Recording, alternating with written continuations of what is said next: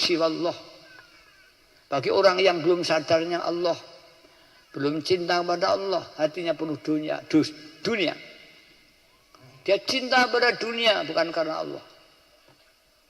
Dia kerja bukan karena Allah, karena ingin kaya, karena kaya itu enak.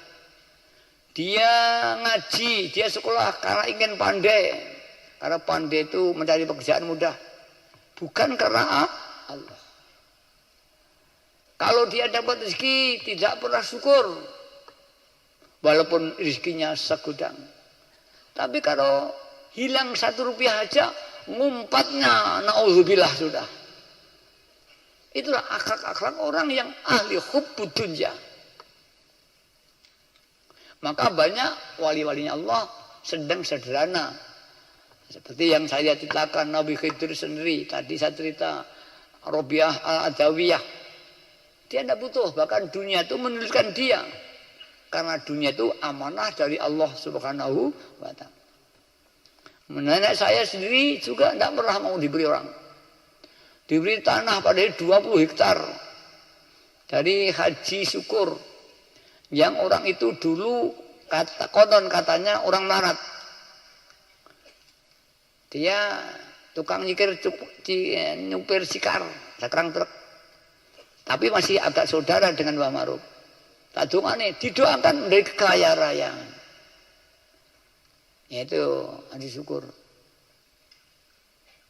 Kemudian beliau ingin memberi Mbah Ma'ruf biar ada pendapatan 20 hektar.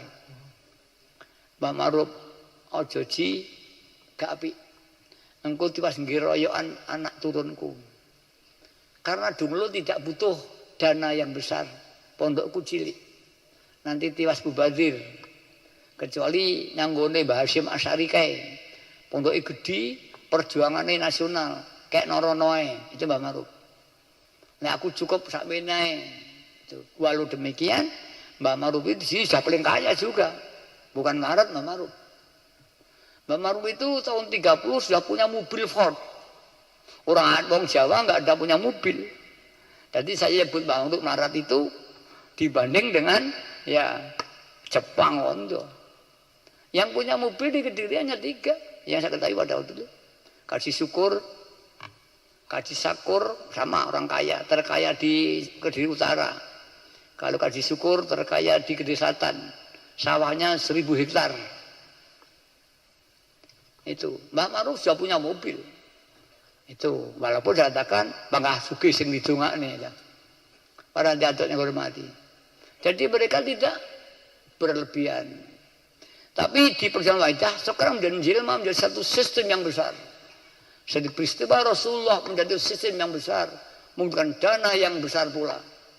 Nah, perlu membangun sistem ekonomi yang konkret, yang kuat. Maka saya banyak membicarakan soal ekonomi. Hingga datang pada saya beberapa pengamal yang di situ minta maaf karena sebelumnya dia berkata, mengapa Romo Yai yang dibahas tentang uang, ekonomi? Apa Romo Yai ahli hubbud dunya? Itulah jadi miskil pengamal. Padahal perjuangan Wahidiyah yang memperjuangkan hubbullah, cinta kepada Allah. Mbah Yai tidak pernah membahas dunia terus menerus. Wali-wali yang lain tidak membahas. Mengapa? Katanya Romo Yai punya martabat makomat yang tinggi. Tapi mengapa mengumpulkan harta? Itu bertahun-tahun perang dalam hatinya. Sampai ketemulah Mbah Ma'ruf Qaddallahu sirah. Dimarahi. Hai pengalaman dia. Latif tidak seperti apa yang kau duga. Memang dia makasih ekonomi, tapi enggak sesuai dengan yang kau duga. Zaman masjid ini belum butuh dana yang besar. Dan wali-wali yang mau sebut itu tadi belum dana besar. Tapi perjuangan Wahidiyah nanti akan menjadi perjuangan yang sangat besar. Membutuhkan satu, ya, sistem dana yang permanen, yang besar, yang mampu membiayai perjuangan Wahidiyah. Bahkan mampu mengangkat ekonomi semua pengamal Wahidiyah, aina makanu, dimanapun berada. Mudah-mudahan ya doa Bang Maruf ini diijabahi oleh Allah SWT. Dan mudah-mudahan hati saya tidak terpengaruh oleh saya khawatir, saya sering berkata dengan para khadirin itu, kita mulai diangkat oleh Allah derajat kita, ekonomi dibuka dari kekuatan ekonomi yang kuat nanti, tapi kita kehilangan, ada yang hilang kita nanti. Tahu-tahu kita ibarat berlayar di pantai, terlalu jauh tidak bisa kembali lagi. Kita menjadi orang ahli hubud dunia saja.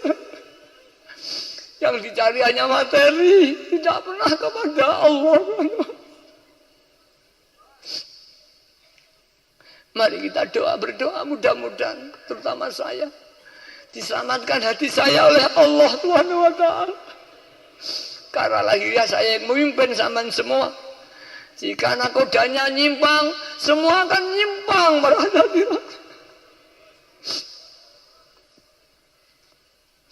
Ya, mudah-mudahan kita semua dibimbing Allah wa Rasulullah sallallahu alaihi wasallam. Walau hidup dalam dunia, tapi hati kita tidak terpengaruh dunia. Mudah-mudahan, memang saya kalau bidang administrasi sangat ketat sekali. Uang serupiah aja saya perhitungkan. Tapi alhamdulillah, panjenengan tahu sendiri.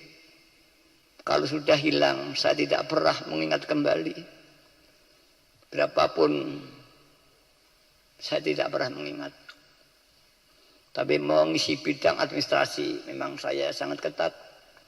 Terkesan saya orang kedunian. 1 rupiah saja saya urus.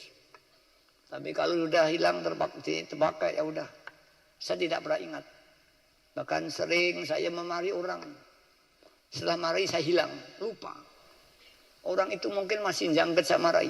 Saya sudah lupa bahwa saya pernah menegur dia ini. Karena saya menegur, setelah itu hilang dari ingatan saya. Saya tidak pernah mengingat lagi.